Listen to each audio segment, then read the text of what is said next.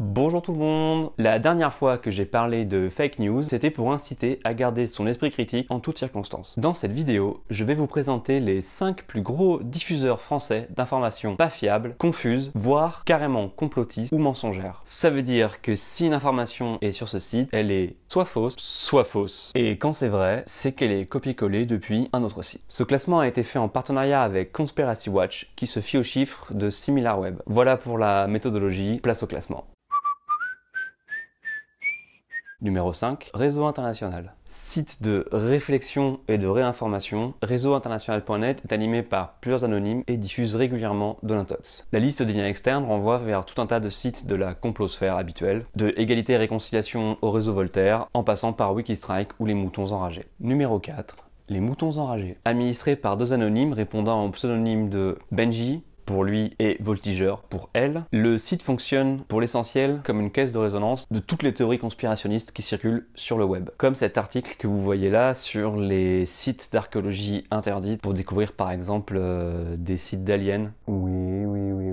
Numéro 3, Boulevard Voltaire. Boulevard Voltaire a été créé en octobre 2012 par Robert Ménard, ancien président de Reporters sans frontières et désormais proche du FN et maire de Béziers. Le site, qui se réclame de la liberté d'expression, accueille dans ses colonnes un certain nombre d'auteurs complotistes de l'extrême droite comme Pierre Hilard ou Alain Soral. Attention à ne pas confondre avec le réseau Voltaire de notre ami Thierry, pas d'avion sur le Pentagone, mais sans. Numéro 2, F de Souche. F de Souche est un peu le navire amiral de la réacosphère. Animé par un ancien candidat frontiste, Pierre Sautarel, le site est idéologiquement proche du Front National et offre à ses lecteurs non pas des articles originaux, mais une revue de presse très orientée. En matière de théorie du complot, il a relayé la rumeur du 93 en voulant prouver sa véracité. Mais ça n'existait pas. Pour la petite histoire, la rumeur du 93, c'est cette rumeur qui disait que des maires de Seine-Saint-Denis vendaient des immigrés noirs à des villes de province.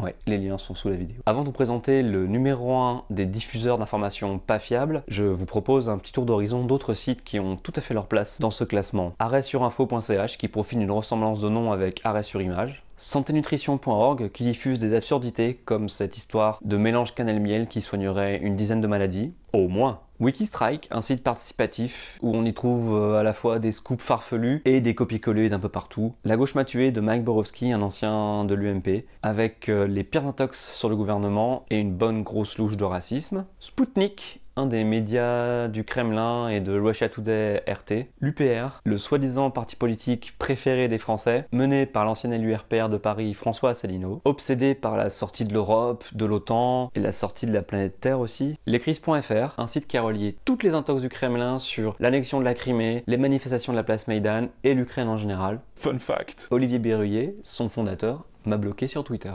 Oups. Et enfin, le numéro 1, Égalité et réconciliation. Fondé en 2007, le site de l'association que préside Alain Soral est aujourd'hui le site d'extrême droite le plus consulté en France. Essayiste, ancien membre du Parti communiste français et du comité central du Front National, quel parcours, Alain Soral est considéré comme l'un des aspirateurs de données. Alain Soral a déjà été condamné, comme par exemple en juin 2016, à 6 mois de prison avec sursis pour apologie de crimes contre l'humanité et de crimes de guerre. Mais il ne fait pas que diffuser de la haine ou des fausses informations. Il fait aussi du fric. Grâce à sa société Contre-Culture, il réédite plusieurs classiques de la littérature antisémite comme La France juive d'Édouard Drummond, un livre de 1886, ou d'autres joyeusetés comme La mafia juive ou Menteur et affabulateur de la Shoah. C'est qu'Alain Soral reprend à son compte plusieurs éléments de langage et arguments développés par Robert Faurisson, un négationniste déjà condamné, qui met en doute l'existence même des chambres à gaz. Rappelons que 6 millions de juifs ont péri dans les camps de la mort nazis pendant la Seconde Guerre mondiale, un fait historique que ces gens-là tentent soit de minimiser, soit de carrément nier. Merci d'avoir suivi ce top 5 des plus gros diffuseurs de fausses informations en France. Pour faire attention au quotidien, je vous conseille d'installer sur vos navigateurs le Décodex du Monde. C'est certes imparfait, mais c'est un bon premier pas pour une bonne hygiène de l'information. Comme d'habitude, tous les liens sont sous la vidéo. C'est terminé, lâchez les pouces bleus de l'amour, partagez dans le respect sur Facebook, Twitter ou WhatsApp, abonnez-vous et d'ici la prochaine vidéo, je vous dis à bientôt.